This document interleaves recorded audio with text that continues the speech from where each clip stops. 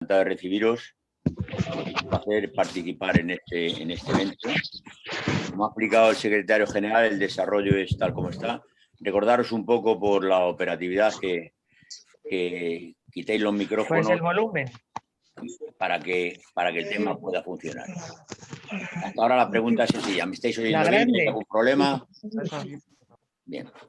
Bueno, pues lo primero que hay que hacer es dar las gracias tanto a la doctora Yolanda Aladro Benito como a la profesora Celia Oreja por estar con nosotros. Lógicamente, vosotros lleváis mucho tiempo en este tema y conocéis un poco la importancia de su personalidad, la importancia de sus trabajos, pero a mí me parece que no está de más, pues de alguna manera, destacar su labor y destacar una breve biografía, porque tampoco puede ser...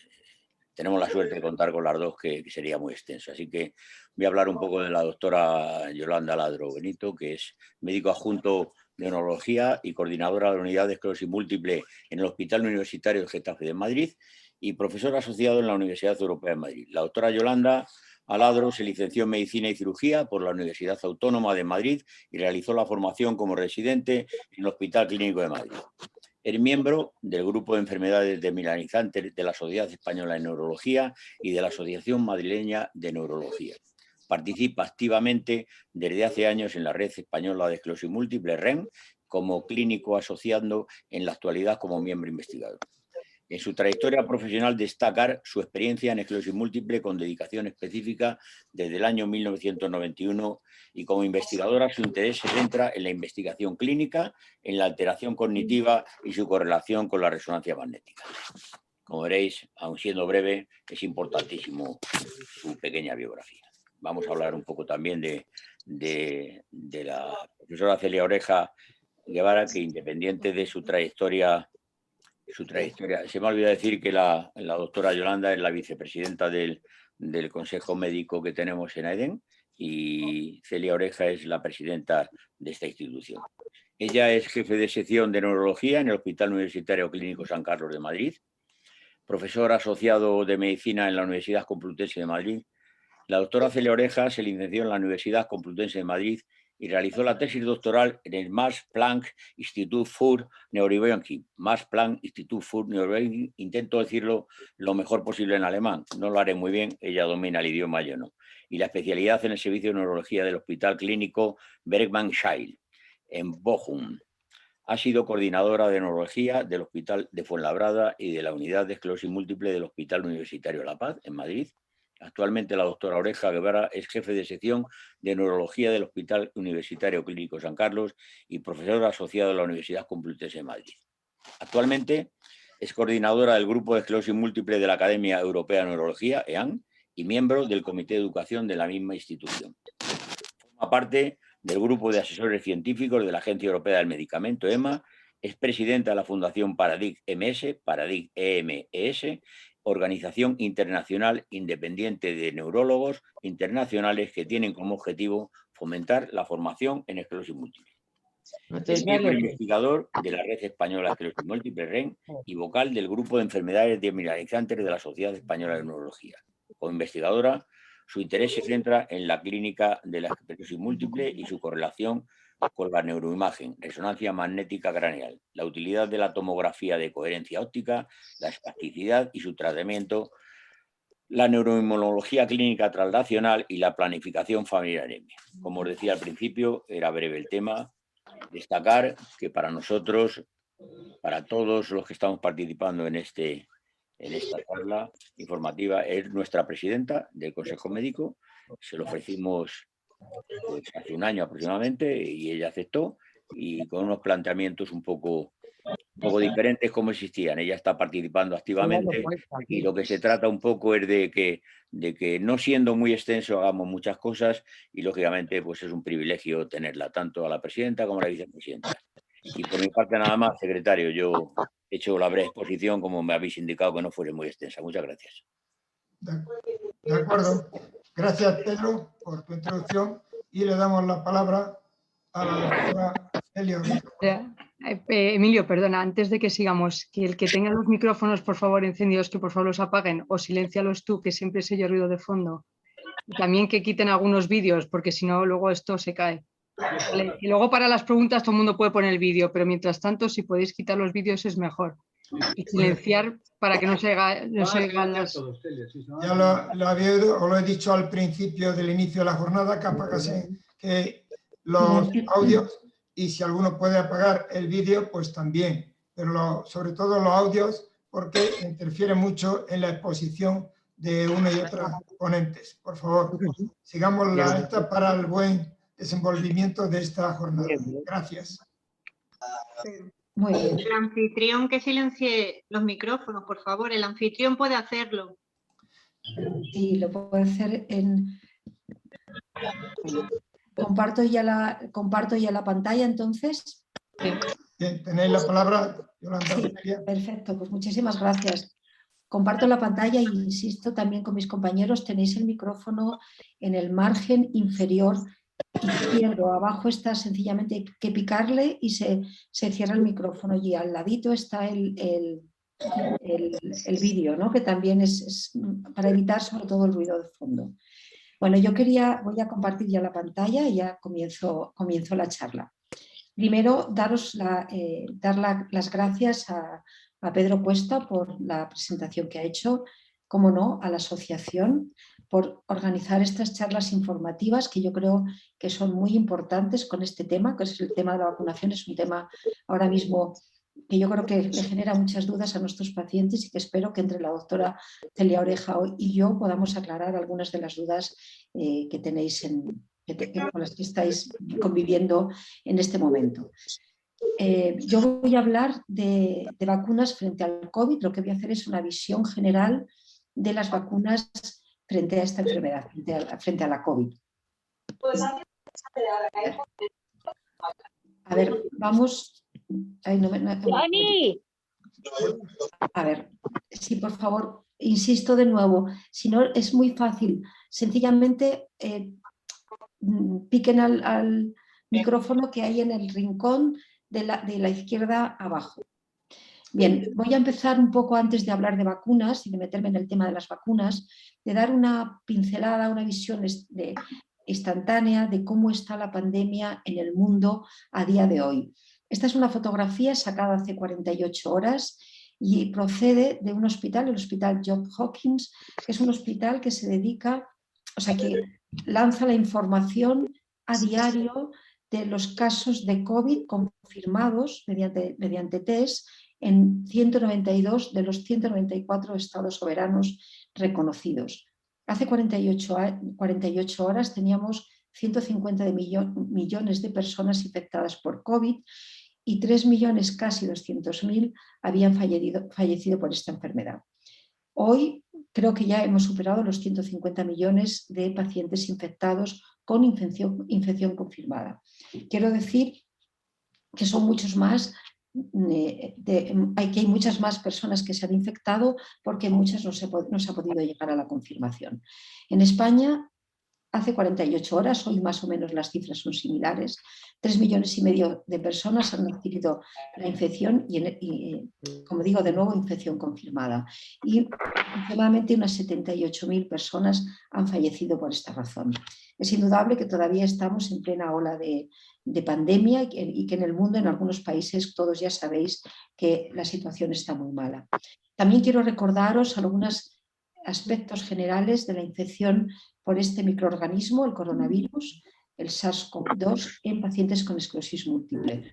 Estas cuatro, digamos que este mínimo resumen procede de muchos artículos que han sido publicados y algunos otros no aún publicados, pero que sí se han expuesto en un congreso internacional que tenemos todos los años, el congreso ECTRIMS.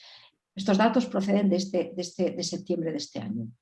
Y básicamente podemos decir a día de hoy que no hay un incremento del riesgo de padecer COVID en pacientes con esclerosis múltiple, que los factores de riesgo de padecer un COVID grave, un COVID con insuficiencia respiratoria y con o sin necesidad de ingreso en la UCI, son los mismos que los observados en la población general, es decir, la edad, la presencia de una infección pulmonar previa, el tener diabetes, el tener hipertensión arterial, y en los pacientes con esclerosis múltiple también es un factor de riesgo de COVID grave cuando la discapacidad es alta.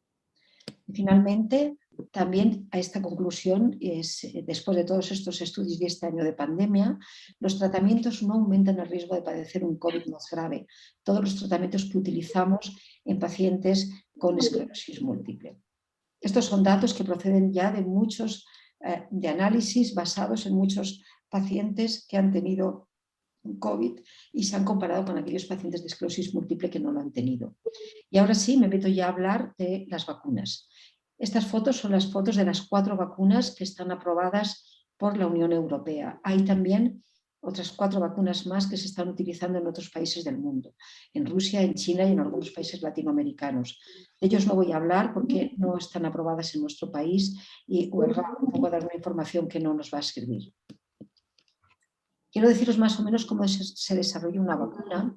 Sabéis que las vacunas para el COVID se han desarrollado en menos de un año.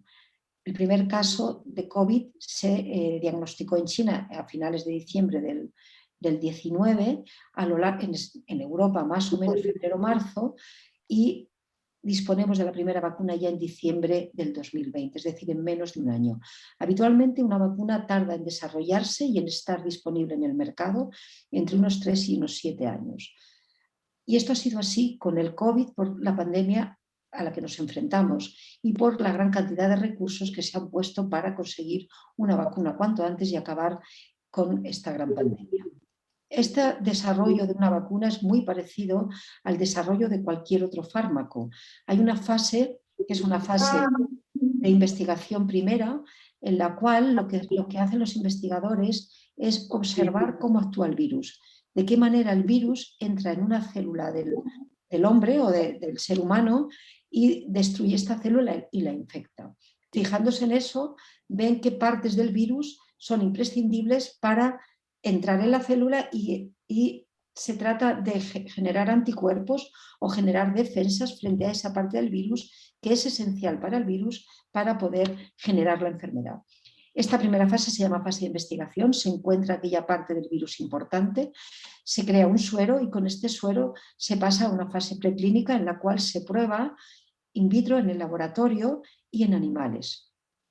En esta fase probamos si en animales hay también se generan anticuerpos y cuál es la toxicidad de estos sueros en los animales. Cuando hemos superado todas estas fases, se pasa ya al hombre. Esto ya digo que es igual a lo que hacemos con un fármaco para una enfermedad. En este caso, las vacunas se van a probar siempre en personas sanas. En la fase de desarrollo clínico hay 3 fases. En la primera fase lo que se hace es con el suero probar la dosis. Se van probando dosis hasta ver cuál es la más eficaz y la menos tóxica. Y cuando hemos encontrado esa dosis saltamos a otros 2 estudios que son los fase 2 y fase 3, en el cual ya se va probando la eficacia y la toxicidad y se va creciendo el número de pacientes o de personas sanas, como en el caso de las vacunas, se va aumentando el número de personas y se genera lo que llamamos un ensayo clínico. Este ensayo clínico, el fase 3, es el que finalmente va a ser presentado a las agencias reguladoras, o sea, los resultados procedentes de este ensayo clínico se presentarán a una agencia reguladora y ella tomará una decisión. Para haceros más o menos a la idea de cuántos pacientes o cuántas personas sanas han entrado en los ensayos con las vacunas, por ejemplo, con Pfizer incluyeron 44.000 personas sanas. Con Moderna se incluyeron 30.000, es decir, han sido ensayos muy potentes y que han permitido sacar unas conclusiones muy firmes, tanto en eficacia como en seguridad. Cuando ya tenemos estos resultados y lo ha aprobado la Agencia del Medicamento, que es esta parte de aquí, la decisión, en nuestro caso las agencias reguladoras se llaman así, en nuestro caso es la EMA y en España la agencia que está asociada a la EMA, la Agencia para el Medicamento y Productos Sanitarios española. Se empiezan a producir a gran escala en las farmacéuticas y empieza a administrarse a la población general. En esta fase no paramos, o sea, se sigue haciendo se sigue vigilando cuál es la eficacia real y la seguridad en una población mayor de pacientes. ¿Y por qué hacer esto si ya hemos hecho estudios que nos han indicado datos de seguridad? Porque los estudios siempre analizan una población limitada. Es muy grande en el caso de las vacunas, pero no deja de ser limitada. No es lo mismo 44.000 que 4 millones, indudablemente. Y además se observan sus riesgos a más largo plazo. Y en personas con características que por H o por B no han sido incluidas en un ensayo clínico. De ahí que sea muy importante mantener una vigilancia de las vacunas o de cualquier otro fármaco una vez que este fármaco está en el mercado. Esta vigilancia, estos estudios de farmacovigilancia pueden hacerse desde las farmacéuticas, por las propias iniciativas de los propios profesionales de la salud o incluso analizando datos mediante una cooperación internacional. Es muy importante, y en el caso de las vacunas está ocurriendo así, que los pacientes comenten efectos adversos que no esperan, que no son los habituales que todos conocemos, que los comenten a sus profesionales y estos los depositen en esas bases de datos o los notifiquen a las agencias que hay creadas una serie de bases de datos que después los expertos analizarán para ver si esos supuestos efectos adversos tienen que ver o no con una vacuna. Porque muchas veces un problema en relación a una vacuna no tiene que ver con la vacuna. Ha coincidido en el tiempo, pero no siempre tiene que ver con la vacuna. Esto para deciros que en casi, yo diría que 3 meses no más, disponemos de 4 vacunas en la Unión Europea. La primera se aprueba el 21 de diciembre, la segunda, que es la primera es la de Pfizer, la segunda es la de Moderna, se aprueba el 6 de enero, la tercera el 29 de enero, es decir, la aprobación de vacunas por las agencias europeas ha sido rápida, muy rápida. Probablemente la pandemia lo exigía. Y la última que se ha aprobado fue la de Janssen el día 11 de marzo del 20. Bien, una vez que se aprueban las vacunas, este es el mapa para indicaros la planificación y la estrategia de vacunación en el mundo. Esto también está sacado de la misma página del Johns Hopkins. Por favor, les pediría que cierren el micrófono. Y nos está ilustrando más o menos que la gran mayoría de los países han iniciado ya un programa de vacunación. Son todos los que están en verde. Los que están todavía en fase de planificación son aproximadamente, no son muchos, muchos están básicamente en África. ¿Y cuáles son las vacunas que tenemos y cómo funcionan? Como os dije antes, cuando se está desarrollando una vacuna, se fija uno en cuál es el punto débil del virus, ¿no? En este caso, el punto débil de este virus es una proteína que se llama proteína S. Hemos visto todos en la tele muchas veces en lo que es el coronavirus, que tiene una especie de espículas, de espinas, justo ahí está esta proteína. Y esta proteína es muy importante para el virus porque es la que se une a la célula y a través de la cual penetra en la célula. Pues la mayor parte de las vacunas lo que han hecho es aislar esta proteína, meterla en el organismo de maneras muy distintas y no se mete el virus, lo que se incluye es esta proteína por vías distintas. Y frente a esta proteína se crean anticuerpos, de tal manera que lo bloquean y el virus no puede entrar en la célula. Digamos que tenemos 2 grandes tipos de vacunas. Están las vacunas de Pfizer y Moderna, que incluyen la información genética mediante una RNA, que se llama así, para que nuestras células produzcan esta proteína y de esa manera anticuerpos frente a esta proteína. Las otras vacunas y estas son las 2 iguales, Pfizer y Moderna. La otra vacuna es la de AstraZeneca y Janssen, las otras 2 vacunas, que también son iguales. También lo que hacen es introducir de otra manera la información genética para que nuestras células formen y creen esa vacuna, o sea, generen esa proteína. Y generando esa proteína, los anticuerpos. ¿Y cómo llevan estas 2 vacunas la proteína al organismo? Lo llevan a través de un vector viral, que es un virus. que se llama adenovirus. Este adenovirus no es un virus capaz de producir enfermedad, es un virus modificado, es decir, lo inutilizan para producir enfermedad, no se divide y por tanto no produce enfermedad. Ninguna de estas 4 vacunas que estamos utilizando en Europa y por tanto en nuestro país contiene virus vivos atenuados, por lo cual no pueden producir la COVID. Y los que tienen un vector viral, la de Janssen y la de AstraZeneca, tampoco tienen un virus capaz de replicarse. El adenovirus está absolutamente modificado y no tiene ninguna capacidad de replicarse. Es decir, estas vacunas ninguna pueden producir un virus, pueden producir infección. ¿Cuál es entonces estos son en esta diapositiva os pongo los datos de eficacia y los efectos secundarios. Los datos de eficacia que os pongo aquí reúnen los resultados de los ensayos clínicos y también resultados que hemos obtenido después de esos estudios posautorización, en los cuales se analiza tanto la eficacia como los problemas de seguridad. La eficacia es muy alta en Pfizer y Moderna, después de las 2 dosis es de un 95%. Y es una eficacia con respecto a la enfermedad sintomática.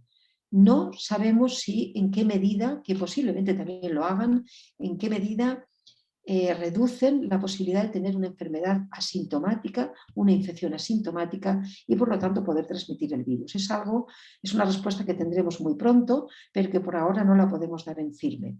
AstraZeneca y Janssen tienen una eficacia frente a la enfermedad sintomática de un 85%, es decir, a la enfermedad que da síntomas, que da fiebre, que da tos, etc.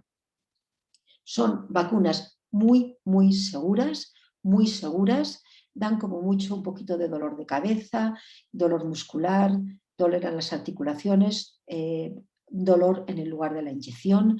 Muy rara vez hay reacción anafiláctica, muy rara vez. Y ya sabéis todos habéis oído en la televisión esos casos de trombosis venosa y trombopenia, o sea, de problemas de trombosis en los senos del abdomen y de la cabeza, que son excepcionales, muy excepcionales, uno de cada 1.000.000.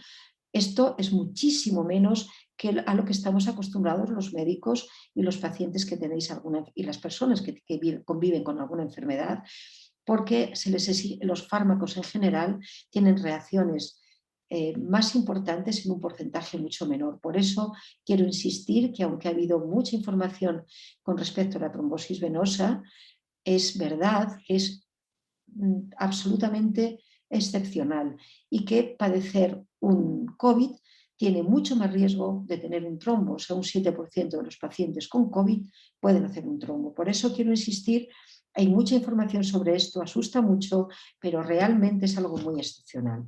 Esto es un poco para animaros, para animarnos todos, en la pandemia estamos un poco todos. La verdad es que hay muchísimas vacunas que están en marcha, son todas estas que os pongo aquí. Por supuesto que no voy a hablar de ellas. Muchas de estas vacunas están en fase 3. En una de estas vacunas tenemos la vacuna española, que se parece mucho a la de Pfizer y que probablemente a lo mejor en el 22 ya dispongamos de ella. Hay otras vacunas que se están utilizando, que son la vacuna rusa, que se utiliza en estos países y en los países del este, y la vacuna china, que es una vacuna, esta sí que es de virus muertos o de trozos de virus, pero no de virus vivos, que se está administrando además de en Asia en muchos países de Latinoamérica. Y ya para finalizar, algunas preguntas que supongo que os habéis hecho.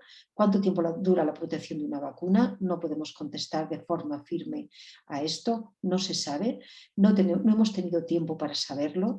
Las vacunas comienzan en diciembre y son 3 meses, 4 meses que llevamos vacunando, es muy poco para responder a esta pregunta de manera firme. Así que no lo sabemos, nadie sabe si dentro de un año tendremos que recibir una dosis de recuerdo. La vacuna reduce la propagación del virus entre personas, es decir, las personas que se han puesto la vacuna y no tienen síntomas de nada, en algún momento han adquirido el virus de forma sintomática, no lo sabemos, no lo podemos decir con seguridad. Presumiblemente sí, pero tampoco lo podemos. Esto es algo que también se podrá dar una respuesta firme, no en muchos meses en pocos meses más adelante. Las personas que han tenido COVID, tampoco sabemos cuánto tiempo mantiene la inmunidad. Hay algunos estudios que parece que tras 8 o 9 meses muchas personas mantienen todavía anticuerpos frente a este virus, pero otros no. Así que como la inmunidad natural después de haber padecido la enfermedad en las personas es muy variable, se sigue aconsejando en todos los países que estos pacientes también se vacunen. ¿Cuánto tiempo después de haberlo padecido? Esto es una respuesta que hay que seguir lo que las autoridades nos digan. En muchos sitios esperan, por ejemplo, en Madrid esperamos alrededor de unos 3 meses. Pero también se hace de una manera empírica, porque no sabemos realmente cuándo se debe vacunar una persona que ha padecido un COVID. Los pacientes inmunodeprimidos parece que no tienen más, o sea, vosotros, los pacientes o las personas que padecen esclerosis múltiple y están con tratamientos que bajan las defensas, estos tratamientos no producen una inmunosupresión grave, producen una inmunosupresión moderada. Incluso en las personas con inmunosupresión grave no parece que las vacunas den problemas de seguridad. Otra cosa es si estos pacientes van a desarrollar una protección tan alta como las personas que no están inmunodeprimidas. Esto es algo que se está estudiando ahora. Y ya deciros que no hay mucha información en este sentido, pero ya hay un artículo en Israel, porque todos sabéis que Israel, la población de Israel es la que tiene una vacunación más alta. Se ha analizado qué ocurre con los pacientes que tienen esclerosis múltiple cuando se les vacuna, qué pasa si tienen más brotes. No hay más brotes, no hay mayor riesgo de tener brote. Y con respecto a las vacunas y los tratamientos, no quiero decir nada al respecto porque es la charla de mi compañera, la doctora Celia Oreja, así que ella os va a explicar mucho más extensamente que yo qué ocurre con las vacunas y los tratamientos para esclerosis múltiple. Termino diciendo que han sido aprobadas 4 vacunas COVID, todas con un nivel de protección frente a la enfermedad sintomática muy alto, que ninguna de las vacunas que estamos utilizando tiene virus vivos atenuados y por tanto no es capaz de producir la infección por este coronavirus, el SARS-CoV-2, que todas las vacunas tienen un alto grado de seguridad tanto en ensayos clínicos como en los programas de farmacovigilancia, y que ningún fármaco está libre de efectos adversos, ninguno. Los observados en las vacunas son en general muy leves y transitorios. No esperamos mayores efectos adversos de las vacunas COVID en pacientes con esclerosis múltiple ni que la enfermedad se reactive. Muchas gracias por vuestra atención y doy paso ya a la doctora Celia Oreja. Celia, me desconecto, ¿vale? Gracias. Celia, tiene la palabra. Dale al micrófono.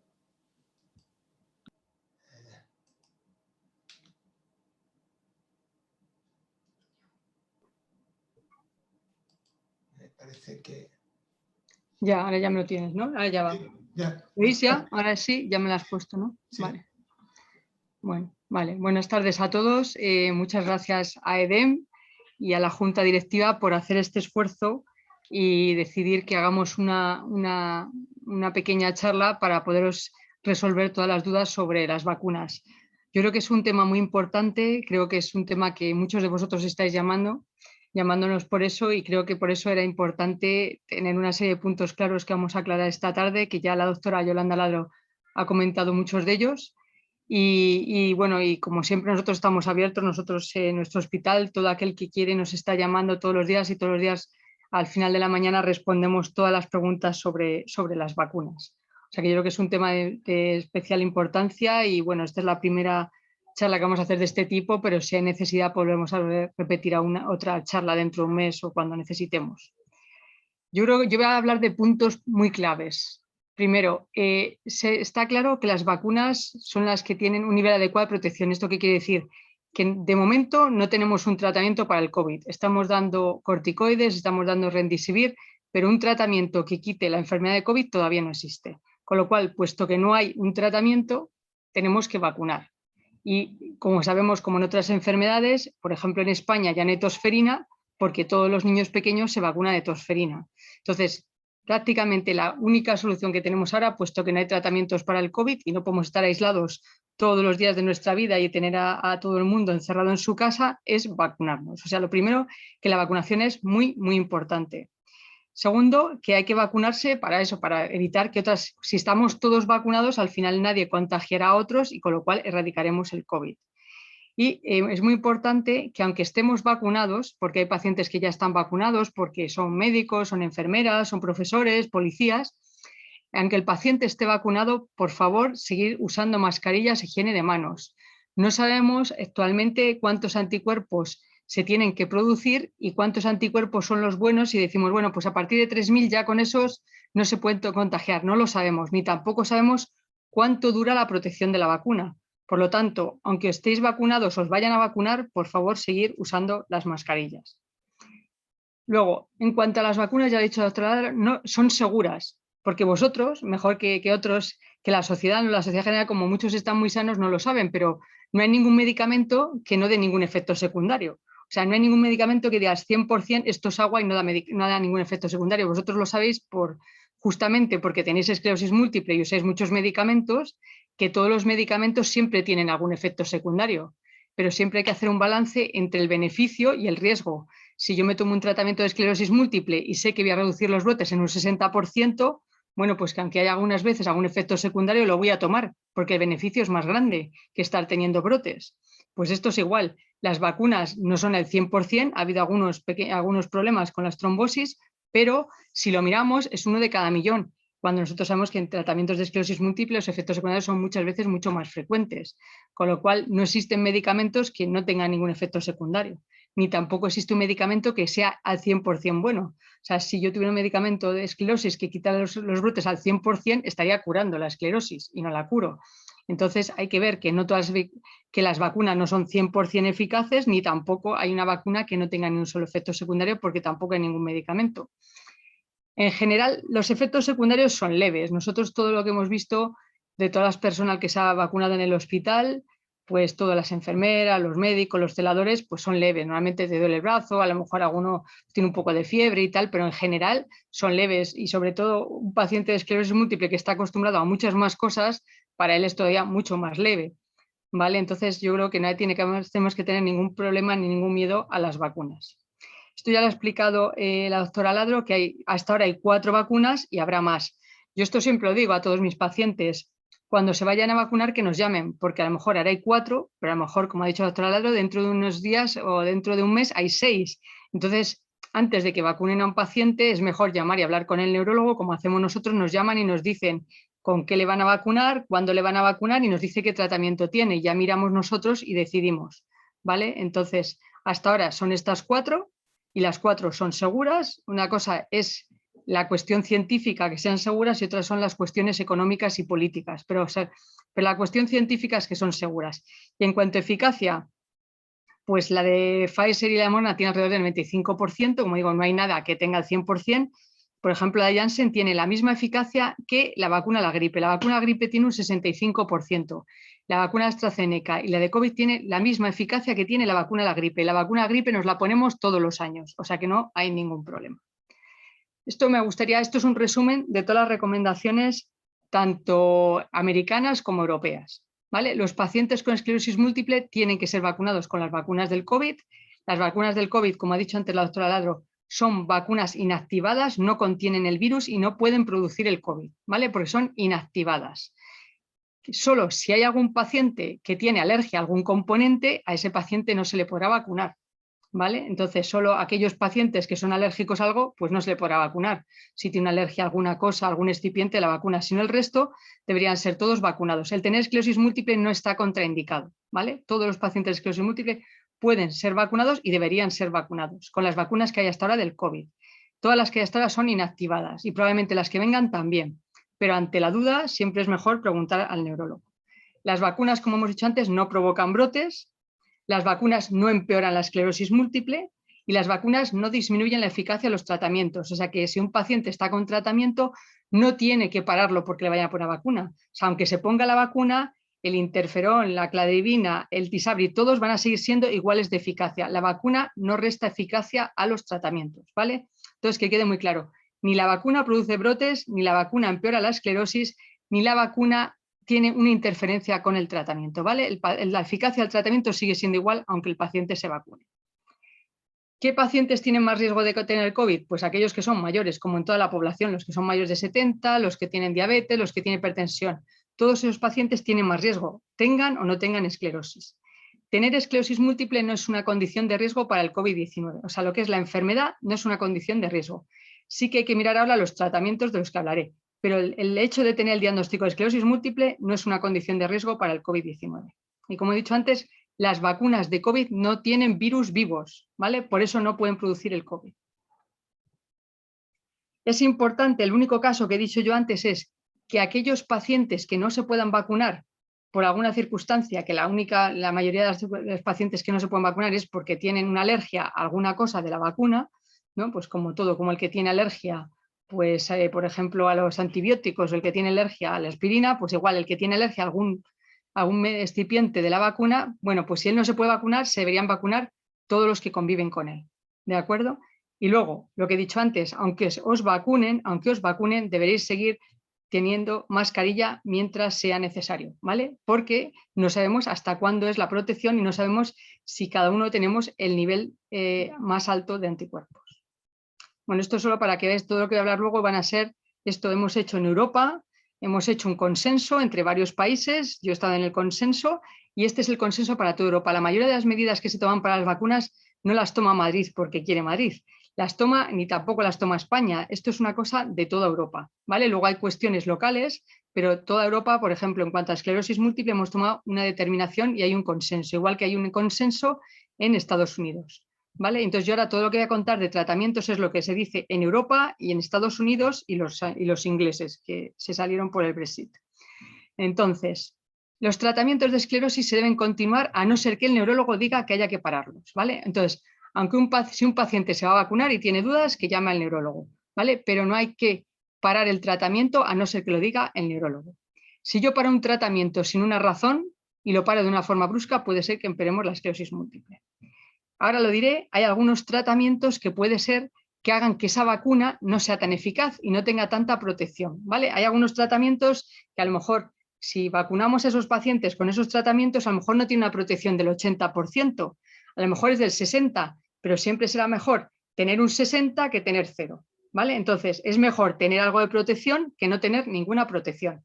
Pero ahora os indicaré que hay algunos tratamientos que por la forma en cómo actúan sabemos que no nos van a dar toda la protección que pueden dar, pero a pesar de todo es mejor tener algo que no tener nada. Por eso, en esos determinados tratamientos que ahora explicaré, es importante coordinar el tratamiento, cuando uno se va a poner el tratamiento, con el momento en que uno se va a poner la vacuna, si se puede. A veces no se puede, a veces si te llaman y ya no te van a dar más cita, pues habrá que vacunarse, pero otras veces sí se puede intentar coordinar el tratamiento con la vacuna, pero solo determinados tratamientos que ahora comentaré, ¿vale? Pero lo importante es que es mejor tener algo de protección que ninguna protección, ¿vale? Y, por supuesto, si el neurólogo no lo dice, no se deben quitar los tratamientos, aunque uno se vaya a vacunar. Ahora voy a ir tratamiento por tratamiento. Por ejemplo, los interferones beta, o sea, lo que es cualquiera, el Rebif, el Abonés, el Copaxone, el Tefidera o el Aubagio, cualquiera de ellos, se puede continuar el tratamiento aunque se ponga la vacuna. Si a un paciente le llaman, le dicen, le podemos poner la vacuna mañana y ese paciente tiene cualquier tratamiento de estos que están escritos que es de primera línea, se puede poner la vacuna sin ningún problema. No hay ni que retrasar el tratamiento ni ajustar la dosis. Simplemente se pone la vacuna como se podría haber puesto la vacuna a la gripe, sin ningún problema, ¿vale? No hay que parar el tratamiento ni nada. Y da igual cualquiera de las 4 vacunas que hemos comentado anteriormente, las que están aprobadas por la Comunidad Europea. Y estos ya son tratamientos de segunda línea. Bueno, los tratamientos de segunda línea, siempre cuando tengamos dudas es mejor llamar al neurólogo, ¿vale? Nosotros todos los días nos llaman pacientes y todos los pacientes que nos llaman por la mañana, al final de la mañana los volvemos a llamar y les aclaramos todas las dudas sobre su vacuna, ¿vale? Porque todos los días hay pacientes que están siendo vacunados pues porque son policías o son médicos o son enfermeros o trabajan de administrativo en un hospital o tenemos muchos pacientes que son profesores o grandes discapacitados, ¿no? Hay muchas razones por las cuales se puede estar vacunando ahora a un paciente de esclerosis, ¿vale? Entonces, si nos llama un paciente, siempre vemos qué vacuna tiene, qué vacuna le van a poner y qué tratamiento tiene. Si, por ejemplo, el paciente está con Cladribina, con Mavenclad, y se le va a poner por primera vez, pues es mejor vacunarle antes del tratamiento, 2 o 4 semanas antes. Pero si tenemos un paciente que está con cladribina, ya ha hecho un año y va a hacer el segundo año, bueno, pues primero le vacunamos y ya a las 2 o 4 semanas después se puede poner ya el segundo año, ¿vale? Solo habría que retrasarlo 2 semanas o 4, pero nada más, o sea que es una cosa muy fácil. Nosotros hasta ahora en nuestra experiencia tenemos ya 100 pacientes que se han vacunado, pues porque son trabajadores esenciales, ¿vale? Porque están trabajando en los hospitales, en los colegios, son policías, militares. Entonces, esos trabajadores esenciales les han vacunado porque son trabajadores esenciales, no porque tengan esclerosis. Y, por ejemplo, tenemos pacientes vacunados con cladribina. Una de ellas, por ejemplo, se vacunó y a las 2 semanas tuvo el tratamiento con cladribina y no ha tenido ningún problema. En general, nuestros pacientes, de todos los que se han vacunado por ser trabajadores esenciales, esos pacientes, la mayoría no han tenido prácticamente ningún efecto secundario. Si tenemos pacientes que tienen fingolimod, bueno, pues si vamos a empezar el fingolimod y nunca se lo han puesto, les vacunamos de toda la dosis 4 semanas antes. Quiere decir que si le ponemos Pfizer o Moderna, se ponen 2 dosis antes de ponerse el tratamiento. Si le estamos vacunando, por ejemplo, con la nueva, con la de Janssen o Johnson, da igual cómo la queramos llamar, se van a vacunar con la Janssen o Johnson, se pone la primera dosis, esperan 4 semanas y empiezan el fingolimod. Es completamente distinto si el paciente tiene ya fingolimod. Si un paciente tiene ya fingolimod, no se para el tratamiento y se pone la vacuna cuando le llamen. Si le llaman dentro de una semana y le dicen que vamos a poner la vacuna, pues se vacuna. ¿Qué sabemos de esto? Sabemos que puede ser que algunos de los pacientes que estén vacunados con fingolimod no tengan la respuesta máxima, ¿vale? Que tengan menos respuesta de la vacuna. Eso ya lo hemos visto con las vacunas de la gripe y también se está viendo con las vacunas del COVID, ¿no? Se está viendo porque ha habido un trabajo muy grande en Israel y también, bueno, estamos algunos centros que estamos haciendo los anticuerpos a nuestros pacientes, a los que son trabajadores esenciales, y sí hemos visto que sabemos, por además que nos lo han comentado, y lo hemos visto en Israel, que los pacientes, y lo sabemos por el estudio que hubo con la gripe, que no van a tener tanta respuesta, tantos anticuerpos, como con otros tratamientos, ¿vale? Pero, como he dicho antes, es mejor tener una respuesta, aunque sea más baja, que no tener ninguna. Es mejor tener 10 que tener 0. ¿De acuerdo? Vale, y luego el Alemtuzumab. Bueno, el Alemtuzumab ya se opone en poca gente, pero es muy parecido. O se vacuna uno antes, 4 semanas antes, o el paciente que esté con Alemtuzumab y vaya a empezar el segundo o el tercer año, bueno, pues tiene que retrasar el siguiente ciclo entre 3 y 6 meses. 3 dicen los europeos y 6 dicen los americanos. El ocrelizumab, bueno, en esto ha dado las líneas, las instrucciones las ha dado la empresa farmacéutica Roche. Esto ya se sabía de antes. Se sabía por el rituximab, porque tenemos mucha experiencia de pacientes con rituximab que les hemos puesto las vacunas de la hepatitis y si alguno hemos tenido que poner la vacuna de la varicela, pues ha sido más problemático. Entonces, si un paciente va a empezar lo que llamamos los anti-CD20, un ocrelizumab o un rituximab, antes de empezar por primera vez, 4 semanas antes tiene que haber completado toda la vacunación. Quiere decir que tiene que haber puesto las 2 dosis de Pfizer o las 2 dosis de Moderna o la dosis de Janssen, ¿vale? Y después de haberse puesto toda la vacunación, esperar 4 semanas. Si el paciente ya está con ocrelizumab o con rituximab y se va a poner una siguiente dosis, tiene que hablar con su neurólogo, ¿vale? Es muy importante. Lo que recomienda el laboratorio es que se ponga la vacuna 3 meses después de la última dosis y 6 semanas antes de la siguiente. Esto es lo que recomienda el laboratorio, pero como cada caso hay que estudiarlo, cuando un paciente se tenga que vacunar, que hable con su neurólogo. Cuando tenga ocrelizumab y rituximab, hable con su neurólogo. Si sería necesario vacunarse en esa fecha o se puede retrasar o no. Entonces, cualquier paciente que tenga ocrelizumab o rituximab, que hable con su neurólogo en el momento que le van a llamar para vacunarse. Y aquí pasa igual que con el fingolimod, es posible que en estos pacientes que tienen ocrelizumab o rituximab tengan menos respuesta a la vacuna, ¿vale? Hagan menos anticuerpos, pero lo que he dicho antes, es mejor tener anticuerpos que no tener ninguno. Aunque uno tenga menos, es mejor tener menos que no tener nada. ¿Vale? Es mejor tener 10 que tener 0. Eso que quede claro, ¿vale? Entonces, tanto para el fingolimod como para lo que llamamos ocrelizumab o rituximab, es posible que se hagan menos anticuerpos, pero eso no quiere decir que uno no esté protegido, ¿de acuerdo? Entonces, importante en este tipo de tratamientos que hablar con vuestro neurólogo para que se vea si hay que realmente ver cuándo hay que poner la vacuna y para ver cuándo se hace con el tratamiento. Y eso sería todo en cuanto a tratamientos y ya una diapositiva más para el embarazo. Si la paciente además está embarazada, no solo tiene esclerosis y además está embarazada y se tiene que vacunar, eso hay que ver cada caso individualmente, ¿vale? Hay poca experiencia sobre esto, pero en muchos hospitales de España se está haciendo un estudio con vacunas en embarazadas, con lo cual si una paciente tiene esclerosis y está embarazada y la van a vacunar, que hable por favor con su neurólogo, igual que sobre la lactancia materna, ¿vale? Porque hay que mirar cada caso individualmente. Entonces, resumiendo, todos los pacientes con esclerosis múltiple deberían ser vacunados con las vacunas que son inactivadas, o sea, que no producen el COVID, a menos que estos pacientes tengan una alergia a algún componente de la vacuna. Las vacunas ni producen esclerosis, ni producen brotes, ni producen un empeoramiento de la enfermedad. Algunos tratamientos habrá que coordinarlos con la vacuna y hay que hablarlo con el neurólogo, ¿vale? Sobre todo los anti-CD20. Esto se habla con el neurólogo y el neurólogo decide cómo lo va a hacer, ¿vale? Puede ser que algunos tratamientos, sabemos que al vacunar a los pacientes y tienen esos tratamientos, puede ser que no tengan una respuesta total, una respuesta del 100%, pero van a seguir teniendo respuesta. Y es mejor siempre tener respuesta que no tener ninguna respuesta. Nuestra experiencia, bueno, pues yo he dicho antes, tenemos varios pacientes, como 100 pacientes, que se han vacunado porque son trabajadores esenciales o porque son grandes dependientes, o sea, que han entrado en el grupo 3 o han entrado en el grupo, creo que es 6, ¿vale? Y una vez que han entrado en esos grupos, o porque son policías, militares, profesores, tenemos muchos profesores, y nuestra experiencia es que prácticamente no han tenido efectos secundarios, a lo mejor les ha dolido un poco el brazo, pero no ha habido ningún otro tipo de problemas. Nosotros estamos siguiendo a estos pacientes para ver si han tenido algún tipo de efectos secundarios y al mismo tiempo también les estamos haciendo los anticuerpos frente a las vacunas para ver cómo es la protección dentro de un estudio de investigación.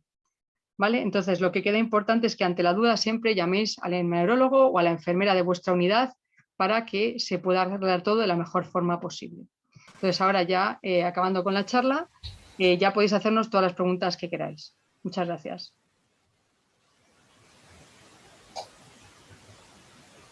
Gracias, doctora Oreja, Celia Oreja. Y bueno, tenía levantada la mano de una asistente, Elena, tenía la mano levantada al principio porque quería hacer una pregunta. Voy a activar tu audio para que puedas hacer la pregunta.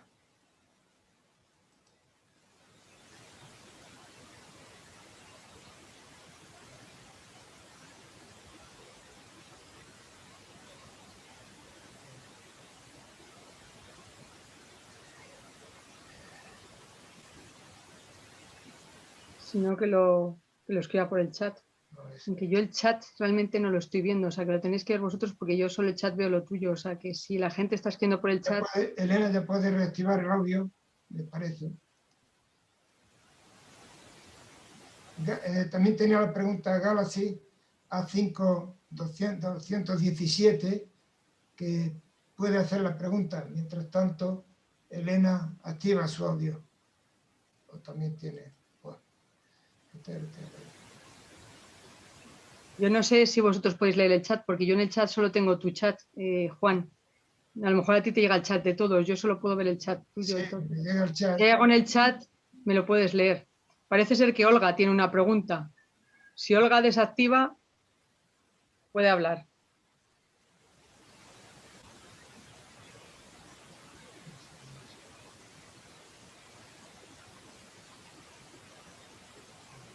Juan, Olga, una persona que se llama Olga tiene... Estoy viendo, pero...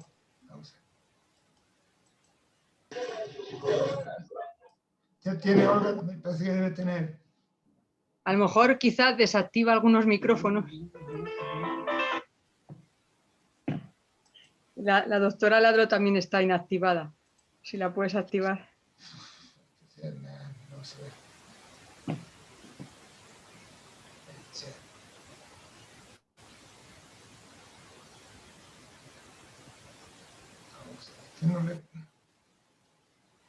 No me admite, no sé por qué.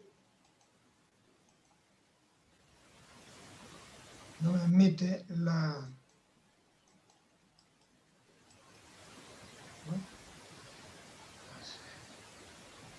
A lo mejor si alguien puede escribir por el chat, yo no sé si Emilio puede leer el chat o Pedro.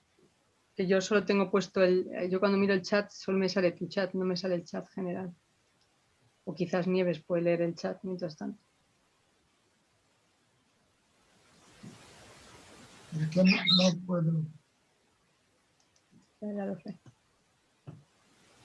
Por el chat no tengo preguntas, tengo...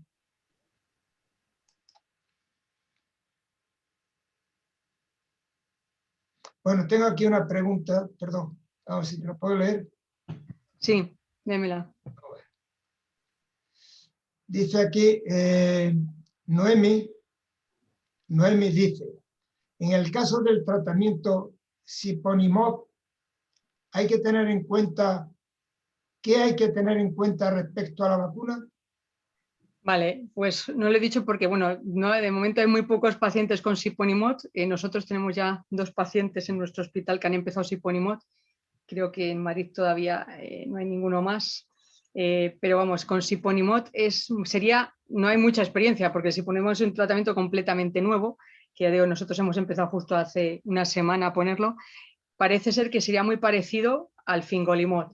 Entonces, el paciente con Siponimod, una vez que ya ha iniciado, se puede vacunar en cualquier momento y, bueno, y tendrá protección. Lo que no sabemos es cuánta protección va a tener. De todas formas, nosotros sí que en nuestro hospital estamos mirando el grado de protección, estamos mirando los anticuerpos para ver qué grado de protección tiene cada paciente, porque estamos haciendo dentro de un estudio clínico.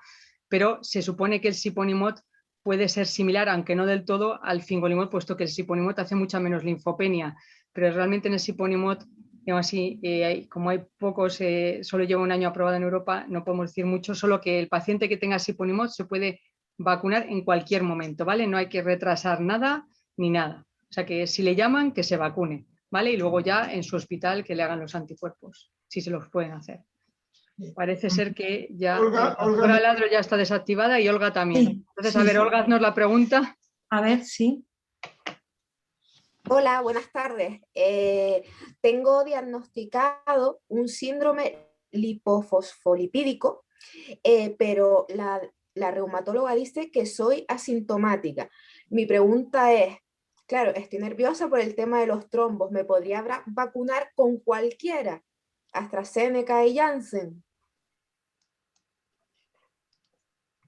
Cuerpos antifosfolípidos no es una entidad, no es una enfermedad que nosotros llevemos, así que yo creo que es muy difícil, o sea, nosotros te podíamos contestar con respecto a la esclerosis múltiple, pero yo creo que aquí la respuesta adecuada te la tiene que dar el reumatólogo.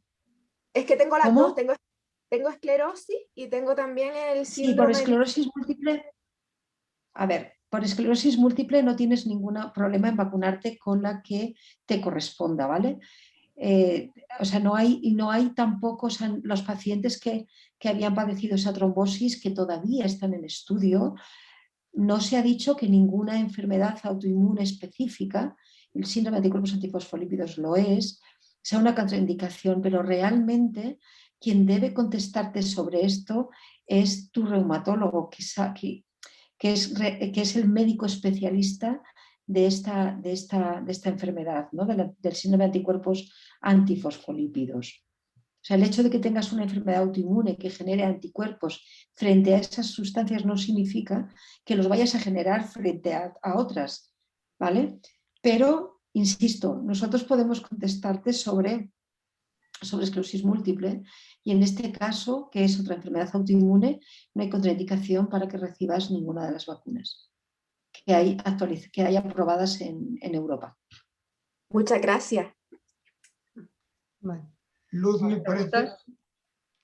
Dime, Juan, dime. Bruno tenía una pregunta, teníamos avanzada, ya la has cortado. Puede hablar, Bruno, tiene el micrófono activado. Hola, buenas tardes.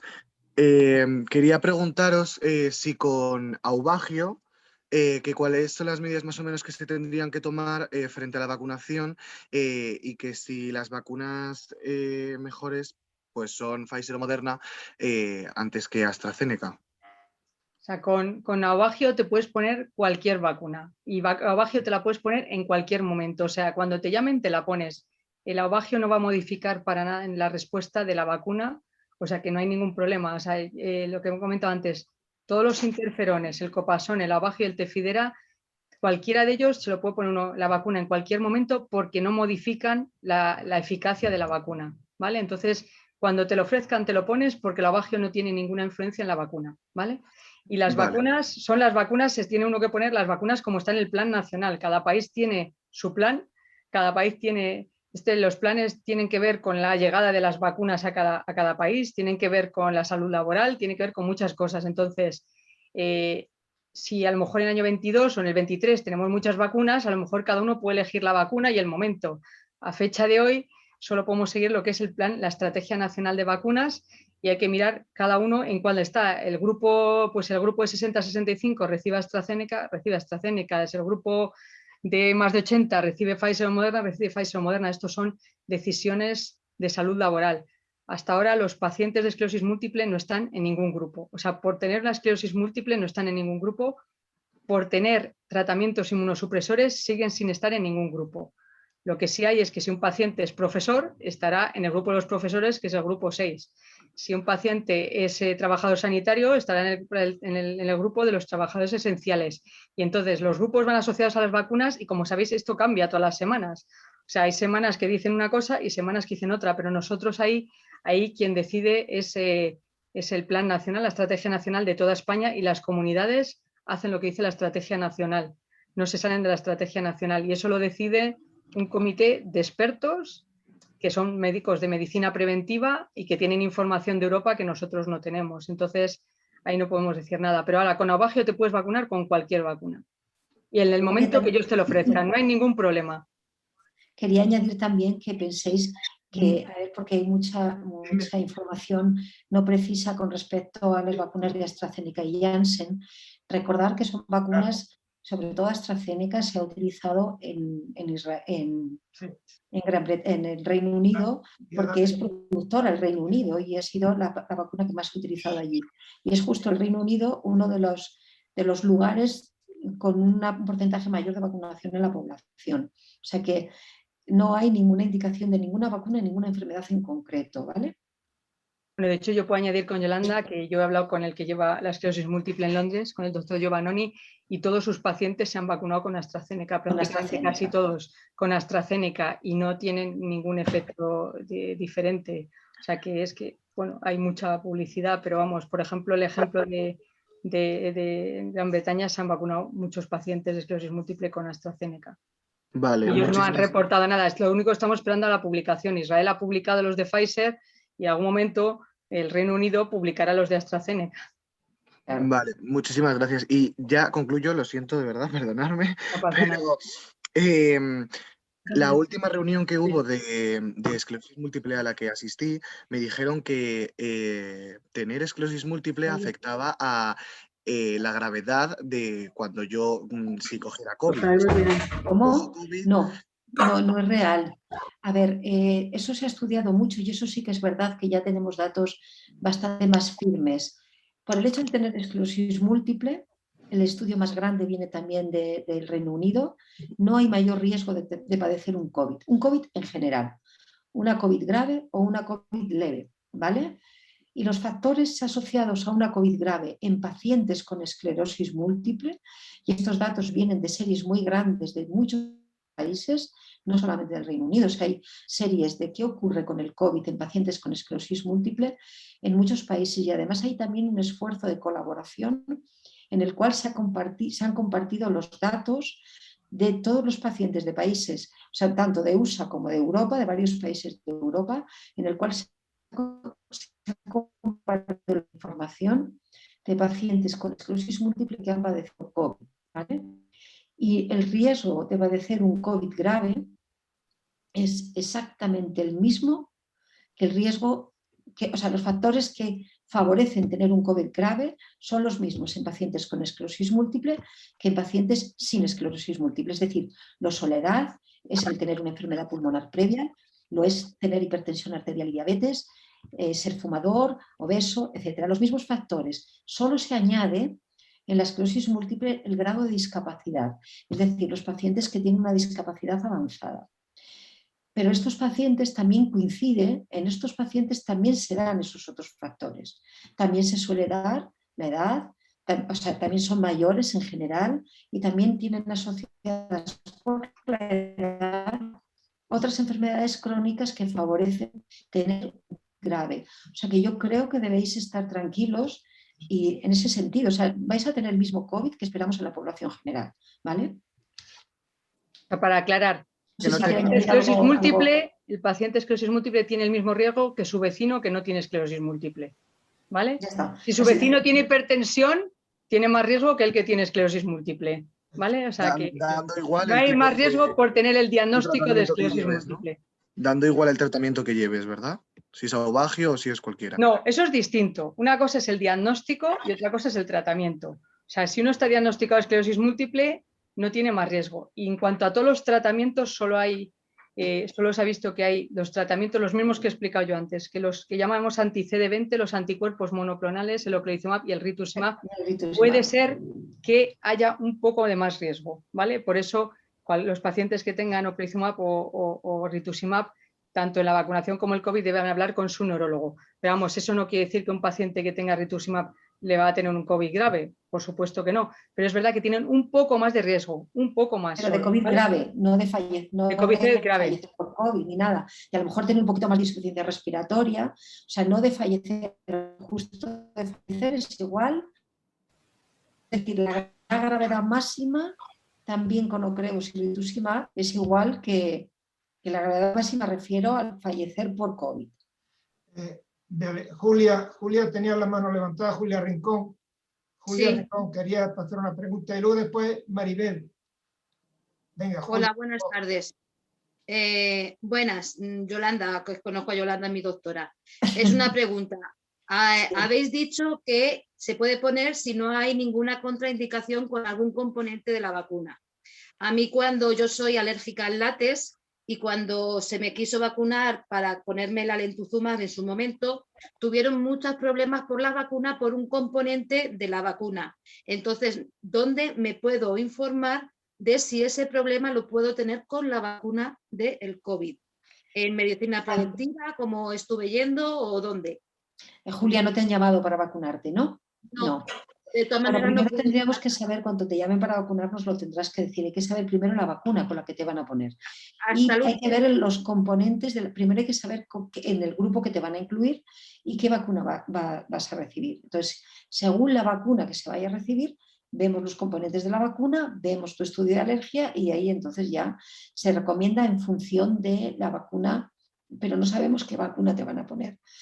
Habitualmente se suele preguntar, ¿es usted alérgico a algo? Entonces se suele mirar el componente que hay en la historia clínica que los médicos generales barajan, están siempre las alergias.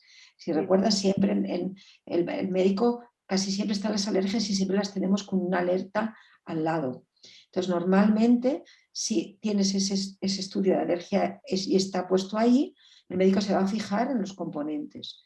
Las reacciones alérgicas descritas con estas vacunas han sido mínimas, pero es cierto que si ya tuviste problema en una ocasión, es conveniente primero saber qué te va a tocar y mirarlo con detenimiento, ¿vale? Claro. Ya te cuento.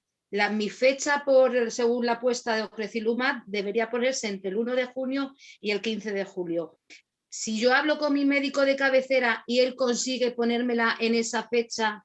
A ver, Julia, no hay una... A ver, esto es una cosa que tenéis. Ahora mismo, el único grupo que ha entrado dentro de la planificación, del único grupo de enfermedad crónica que ha entrado dentro de la planificación de empezar las vacunas en abril, ha sido el grupo de los grandes inmunodeprimidos.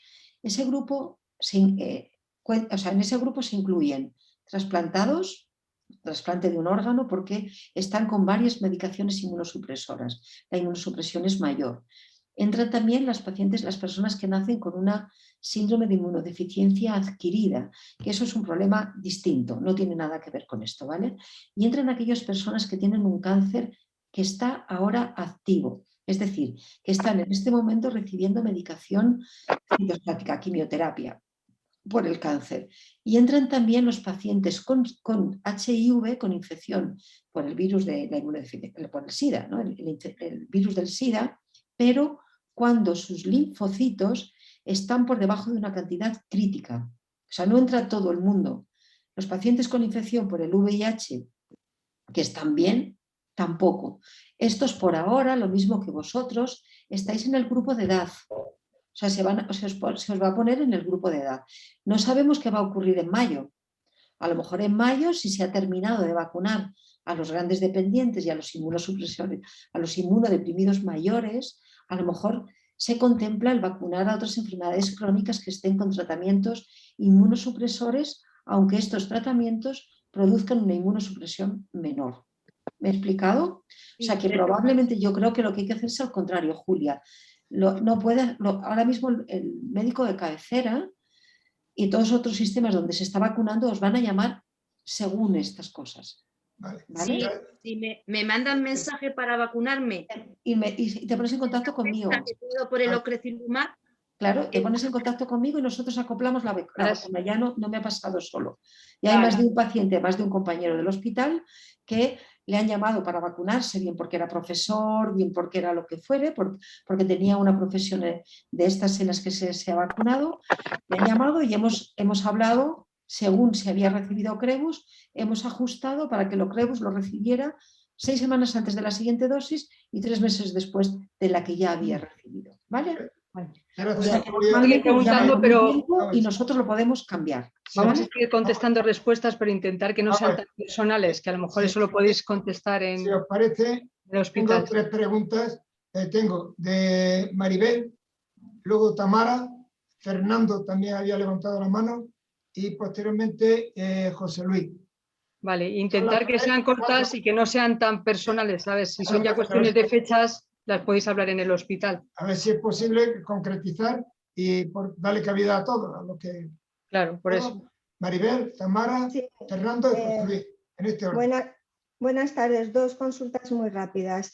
Hay que avisar si se tiene alguna alergia, pero si en el pasado se ha tenido una reacción anafiláctica, por ejemplo, a la metilprednisolona, aunque el posterior estudio no da alergia, ¿hay que avisar igualmente?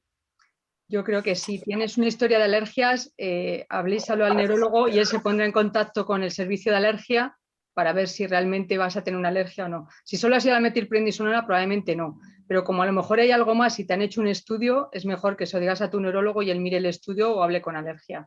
Siempre cuando hay un caso de alergia es mejor estudiar lo que ha habido, ¿vale? Por si acaso. O al médico de cabecera, porque a veces os llaman con 2 días. Y no es la primera vez, entonces al médico de cabecera le decís que tiene una alergia y él puede parar la vacunación. Si él considera que es alergia, porque las alergias se tienen a unas cosas sí y a otras no. ¿Vale? Entonces, y hay un estudio de alergia, el médico de cabecera también, si es muy inmediato y no nos localizáis por lo que sea, también os puede responder. Y la segunda pregunta es, para el caso de enfermos de esclerosis múltiple, de los que se han vacunado con la primera dosis de AstraZeneca, y por su edad se les ha diferido, se les va a diferir la segunda dosis, ¿eso no es un poco de riesgo? No, la segunda dosis de AstraZeneca se puede separar hasta casi 90 días, ¿vale? Hasta casi 3 meses, eso, lo primero. Lo segundo, nosotros no depende de nosotros, depende de este estudio y depende de lo que decidan las autoridades sanitarias. Pero lo que ha salido hoy... que hay países donde ya se vacuna con una segunda vacuna y que además están dirigidas frente a lo mismo, a la misma proteína. O sea que probablemente, pero ya nos lo dirán. Nosotros pero hoy ha salido que todos los pacientes que han sido vacunados con AstraZeneca van a esperar ahora 4 semanas más, o sea, porque hay tiempo, no hay problema, hasta que salgan los resultados del estudio del Carlos III, que son 600 pacientes. España va a decidir si el paciente que ha recibido la primera dosis de AstraZeneca va a recibir una segunda dosis de AstraZeneca o una dosis de Pfizer. Y para eso esto ha salido hoy mismo, ya lo ha dicho el Ministerio. Entonces, para eso están esperando a que acaben los resultados del estudio que se ha hecho el Carlos III, que 600 pacientes han recibido. Unos han recibido AstraZeneca por segunda vez y otros Pfizer. Entonces, ahora cuando se acabe el estudio, que va a ser antes de 4 semanas, se va a decidir. Después de ese estudio, todos los pacientes que han recibido AstraZeneca recibirán una o la otra, ¿vale? O sea que es cuestión de esperar. España ha decidido que va a esperar a que se haga el estudio y está bien, ¿no? O sea, esperar a ver qué ha salido el resultado y luego se os vacunará. Pero, por ejemplo, en Inglaterra, que se ha vacunado mucho con AstraZeneca, ha habido pacientes que han tardado mucho más hasta que les han vacunado AstraZeneca y no ha habido ningún problema, ¿eh? Igual que en Inglaterra también Pfizer no la han puesto a 3 semanas, la han puesto a 6 o 8 semanas. No hay problema con eso, no hay problema con... Cuando ya se empieza a utilizar una vacuna muchas veces se retrasa sin No, por eso no os agobiéis. Gracias. Hola, ¿puedo hablar yo ya? O... Sí, sí. Vale, pues nada, os hablo desde Reino Unido, concretamente en Manchester. Entonces me doy mucho por aludida con la conversación. Recibí la vacuna de AstraZeneca ya hace un mes y en junio me pondrán la segunda. Mi única pregunta es el hecho de que al tener linfopenia, porque bueno, utilizo Tecfidera, es mi medicación, tal vez los efectos secundarios se han prolongado un poco más. O sea, me he pasado pues a lo mejor más de la primera semana, estuve como 2 semanas, a ver, no efectos secundarios muy graves, ¿no? Pero sí tenía cefaleas y por las noches como escalofríos y sudoraciones. Solo mi pregunta es normal, ¿no? Que tal vez los efectos secundarios se puedan prolongar un poco más de lo habitual en una persona sin... No, sí, no pero creo los que efectos se pueda secundarios relacionar no están con- relacionados con la linfopenia. No, no están relacionados. O sea que no, los efectos vale. secundarios no están relacionados con la linfopenia. Los Vale. efectos secundarios no tienen nada que ver. O sea, tú puedes tener cefalea teniendo Tefidera o sin tener Tefidera. No están relacionados. Los Pensaba- pacientes con variabilidad Tefidera individual. no están teniendo problemas adicionales a los pacientes, a las personas que no tienen tratamiento. Vale, yo nada, simplemente pensaba eso como, no sé, a veces lo típico, el sistema inmune no está igual de fuerte, ¿no? O algo así, pues pensaba que era por eso se había prolongado un poco más. Fue lo que me habían dicho aquí en el centro de salud, pero bueno, tal vez el doctor no era un neurólogo y no sabía a lo mejor muy bien cómo Hay responder. personas sanas que se han tirado una semana de efectos secundarios. Vale, No vale. sabemos por qué. Es Entonces, variable. no está relacionado el efecto secundario, los efectos secundarios de esta vacuna con la linfopenia. Vale, vale, perfecto. Pues nada más. Pero vamos, eso es muy diverso. Hay pacientes que no tienen efectos secundarios y hay pacientes que se tiran una semana. Vamos, población general. O sea, no se sabe por qué. Vale, bueno, ya te digo. ¿Quiere Yolanda decir algo más? No, nada, es lo mismo. La reacción es variable y la duración de los efectos secundarios es variable. Hay personas que no se enteren. Pero no hay ninguna relación, estoy de acuerdo con la doctora. No voy a repetir, es lo mismo. Vale, estupendo. En 2 o 3 semanas sacará Israel el estudio con Tecfidera. Vale. Tiene Pues muchos nada. pacientes vacunados con Tecfidera y los va a sacar. Sí, como mensaje tranquilizador a los que están escuchando, que nada, ya te digo, o sea, ningún problema. Bueno, vale, sí he tenido cefaleas y estos escalofríos, pero bueno, he seguido haciendo mi vida normal, no he tenido que coger una baja laboral, o sea que sin problema. Muchas gracias. Muchas gracias por tu Gracias por la información.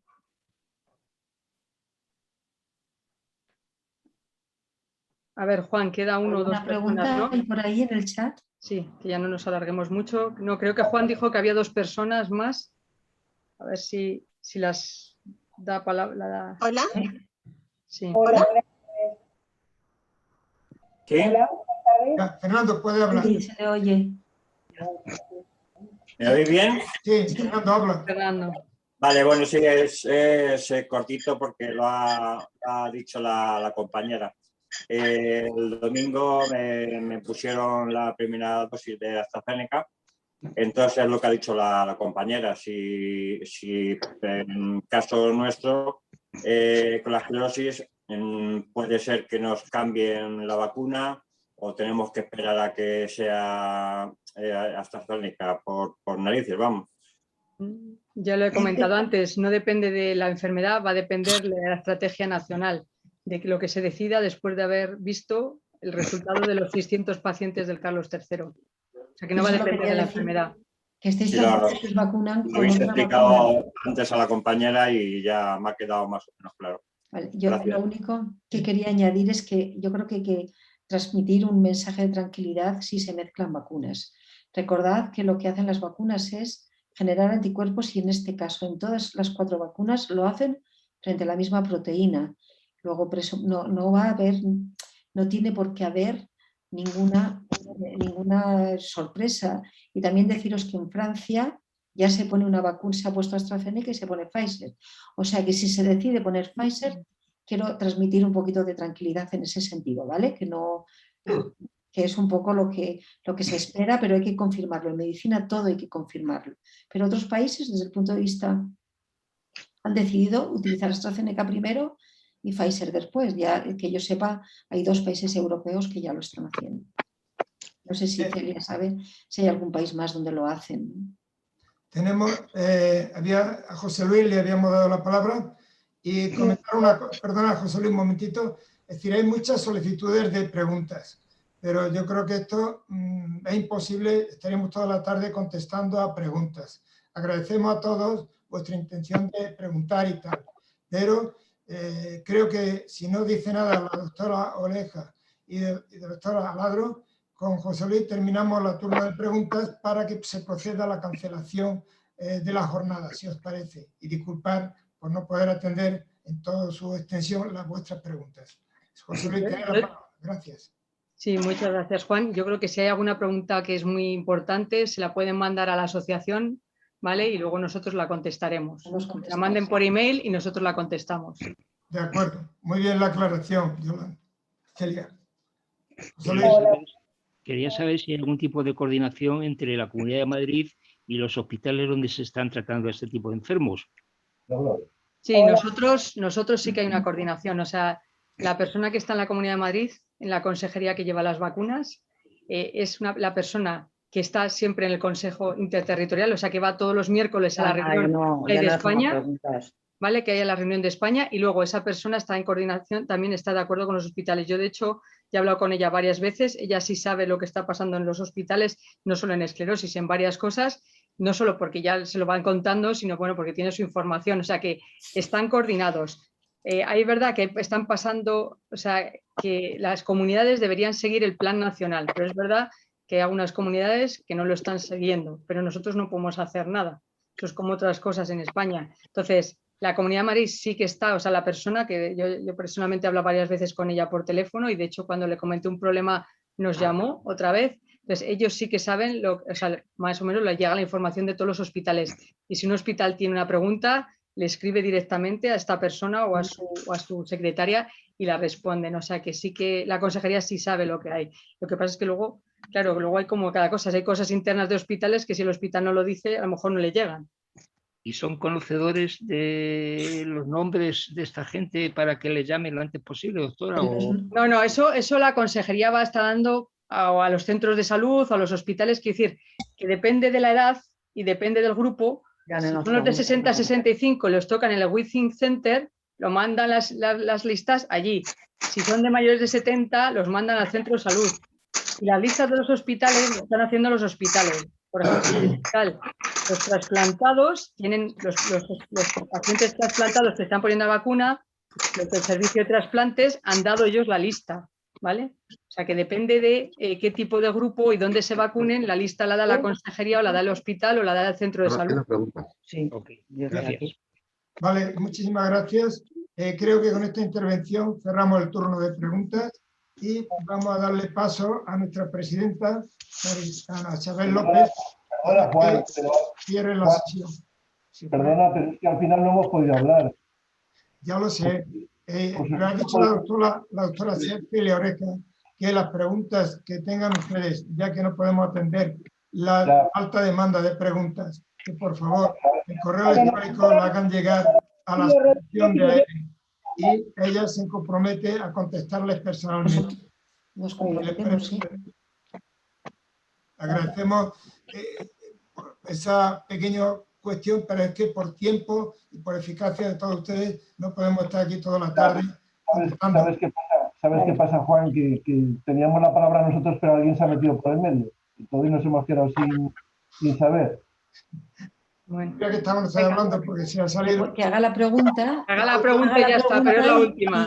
Y es la última y ya está. Haga usted la pregunta y ya es la última. Y Ana Isabel, como presidenta, cerraría la jornada. Por favor, hablen ustedes. Buenas tardes, va a ser muy rápido. Yo voy ya 2 años con el tratamiento de ocrelizumab. ¿Hay alguna vacuna recomendada con este tratamiento, supuesto que tenemos que guardar unas pautas de tiempo, que ya mi neurólogo en su momento me lo explicó y que ustedes ahora han vuelto a dar la respuesta? Simplemente darles las gracias por atendernos y poder darnos esta información.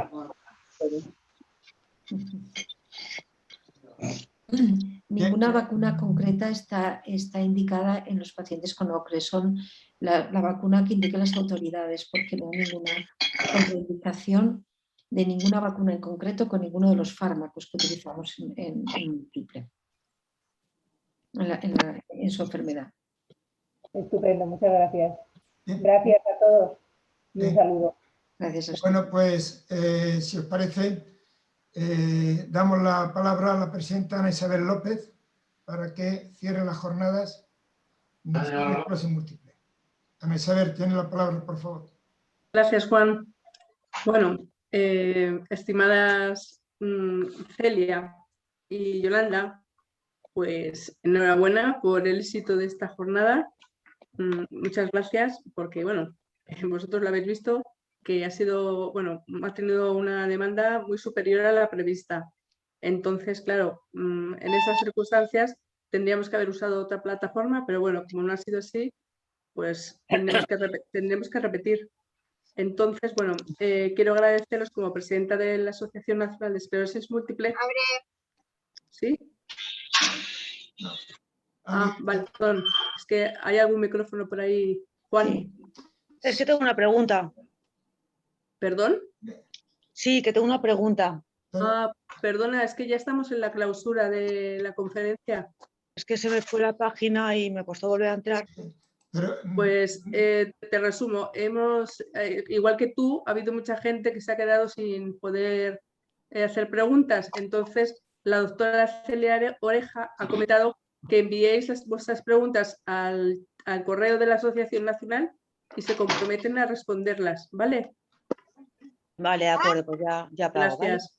¿Vale? Venga, Gracias. muy bien, muchas gracias. Bueno, continúo.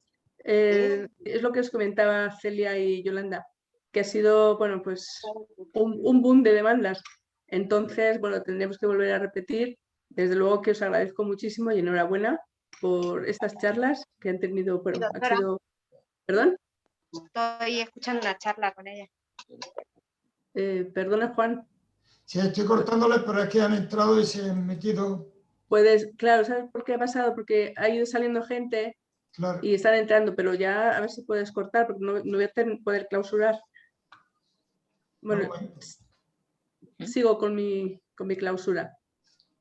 Como os estaba diciendo, Yolanda y Celia, que quiero agradeceros como presidenta de la Asociación Nacional de Esclerosis Múltiple que forméis parte de nuestro Consejo Médico Asesor. Y Celia como presidenta y Yolanda como vicepresidenta. Os digo así que para nosotros es un orgullo que contar con la experiencia y la sabiduría de unas neurólogas de tan alto nivel. Bueno, esta charla informativa la enmarcamos dentro de lo que es los eventos que realizamos cercanos a la celebración del 30 de mayo, que es el Día Mundial, como todos sabemos, de la esclerosis múltiple. No voy a hablar de esclerosis porque lo conocemos todos muy bien. En resumen, decir que es una enfermedad que afecta a 55.000 personas en España y hasta la fecha no tiene cura. Esperemos que algún día llegue su cura definitiva. Por otra parte, agradecer a los laboratorios Merck, Novartis y Sanofi por su colaboración. Y bueno, para clausurar la charla, que no quiero extenderme mucho, pues me gustaría cerrarlo con una frase de Marco Aurelio, el emperador romano del siglo II después de Cristo, o sea, de ayer, y que dice así, que la felicidad de tu vida depende de la calidad de tus pensamientos. Es cierto, o sea, este hombre ya era sabio el hombre. Bueno, pues nada, ya no me enrollo más. Muchísimas gracias a todos los asistentes por vuestra presencia y atención. Muchas gracias a todos. Muchas gracias por la invitación y vuelvo a reiterar que el paciente que se quede con dudas, que nos mande un email y lo responderemos. Y la última paciente, que es una paciente en mi hospital, que llame a las enfermeras, que le responderemos la semana que viene. Todos los pacientes de nuestro hospital, si se han quedado sin preguntar, no hace falta que manden el email a la asociación, que nos llamen a nosotros y nuestras enfermeras responderán o nos lo pasarán, ¿vale? Y los que no sean de nuestros hospitales, que manden el email a la asociación y los responderemos. Muchas gracias. Muchas gracias por la organización y muchas gracias, Anabel, por tus palabras, Isabel. Gracias. A vosotras, muchas gracias. Muchas gracias, también agradeceros las palabras y a todos los que nos han estado escuchando y reitero lo mismo que ha dicho Celia, o sea que aquí estoy, contestaré todas las preguntas que se hagan y envíen a la asociación y mis pacientes si quieren alguna, ya saben ellos cómo localizarme. Muy bien, pues muchas gracias a todos. Vale. Muchísimas gracias a todos los asistentes. Damos por culminada esta jornada sobre esclerosis múltiple y por favor ya vayan saliendo, doy por finalizada y vayan saliendo de la plataforma. Muchas gracias y buenas tardes. Muchas gracias. Adiós. Gracias. Hasta